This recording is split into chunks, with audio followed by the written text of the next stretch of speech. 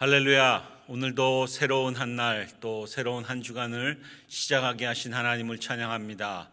우리 다 함께 찬송가 325장 찬양하면서 7월 19일 월요일 새벽기도에 함께 하겠습니다. 찬송가 325장 같이 부르겠습니다.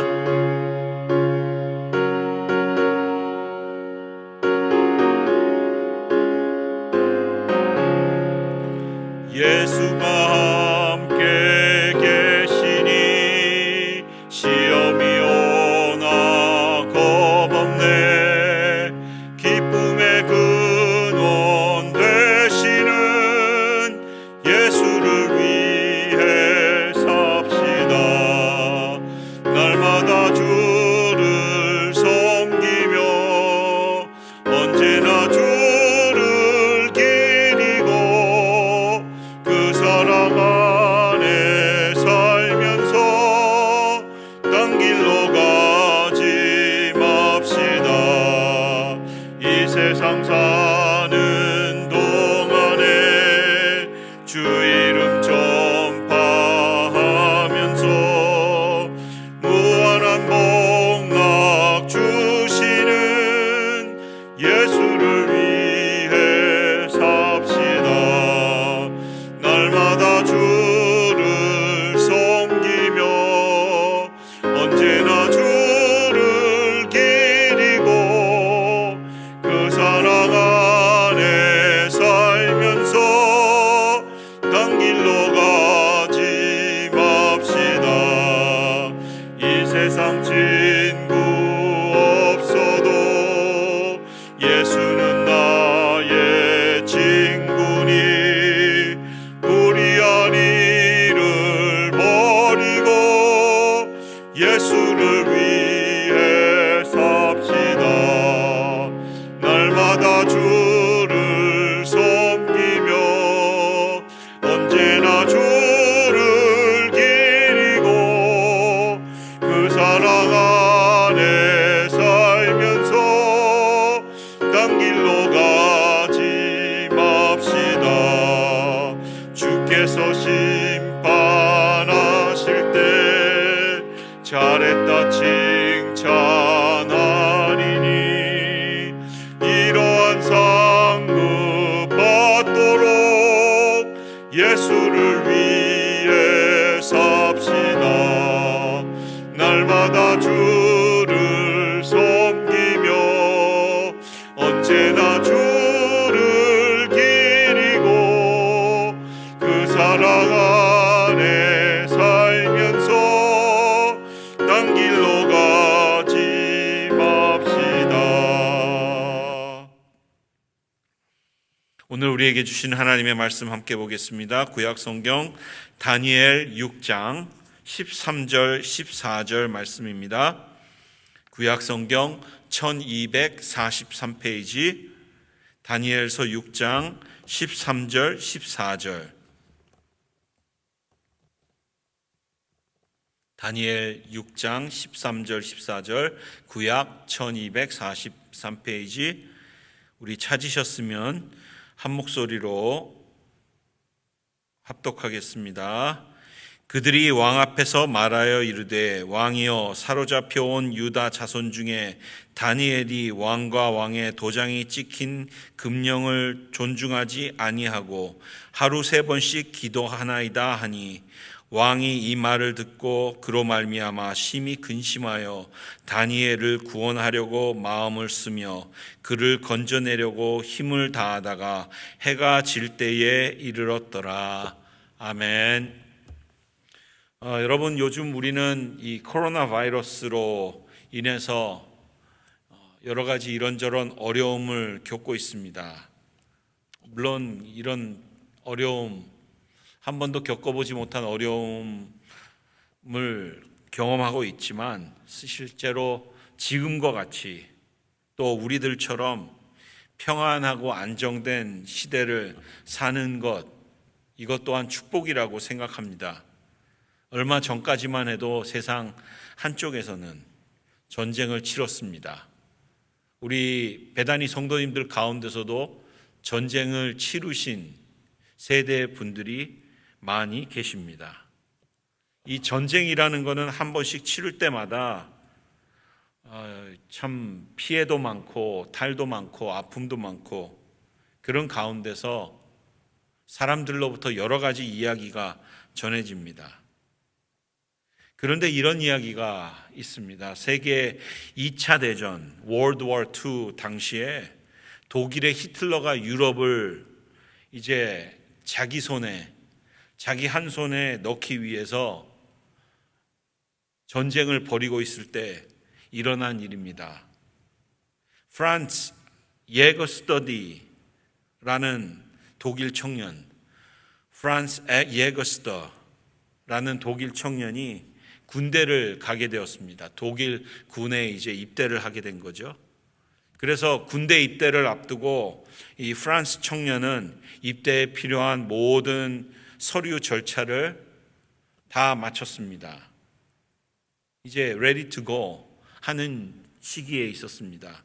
그런데 이 프란스가 딱 한 가지 절차를 아직도 남겨두고 있었습니다. 그 절차가 무엇이었냐 하면 나치의 리더인 히틀러에게 대한 충성 서약, pledge to be faithful to Hitler 라는 그 충성 서약을 하는 것이었습니다. 이제 그것만, 그 충성 서약만 하게 되면 프란스는 멋있게 군복을 입고 계급장을 달고 군인이 되는데 웬일인지 프란스는 그 충성 서약 하는 것을 거부했습니다. reject 했습니다.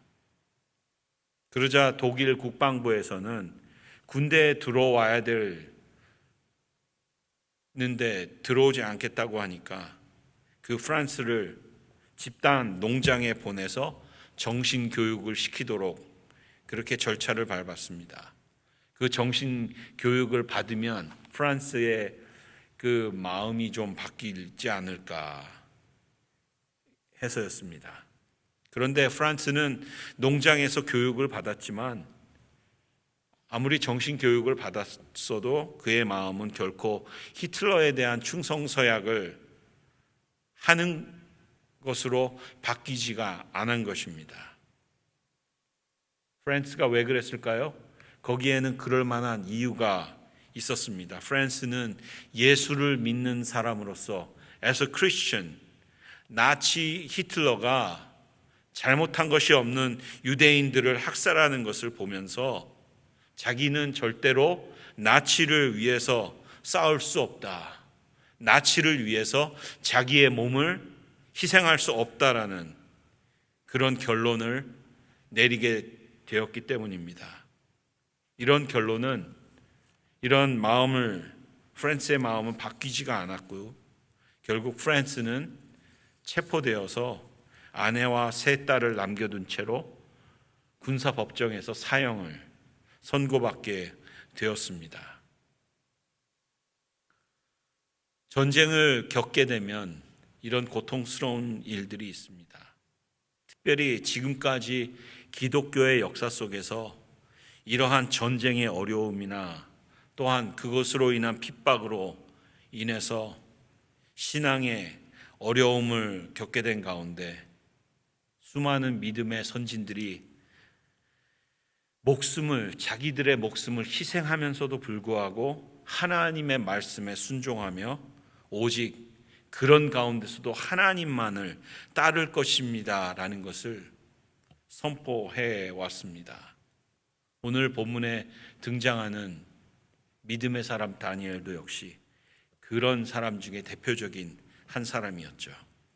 본문 12절 말씀에 왕의 명령에 이르기를 누구든지 왕 외에 다른 어떤 신에게나 사람에게 구하면 사자굴에 던져질 것이다 라고 하는 왕의 명령이 떨어졌을 때 다니엘은 그것을 들었고 왕이 그렇게 명령한 것을 알매도 불구하고 자신의 편이 지금까지 해왔던 자신의 그 루틴을 그만해야 되겠다, 중단해야 되겠다, 이걸로 끝이다 라고 한 것이 아니라 하나님을 향해서 믿음을 지키면서 그는 그러한 명령이 떨어졌음에도 불구하고 전에 하던 대로 as usual 하나님 앞에 계속 그대로 기도했습니다.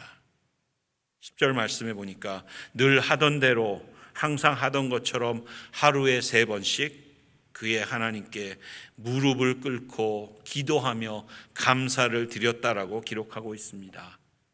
왜 그랬을까요? 여러분, 이것이 다니엘에게는 바로 생명줄이었기 때문입니다.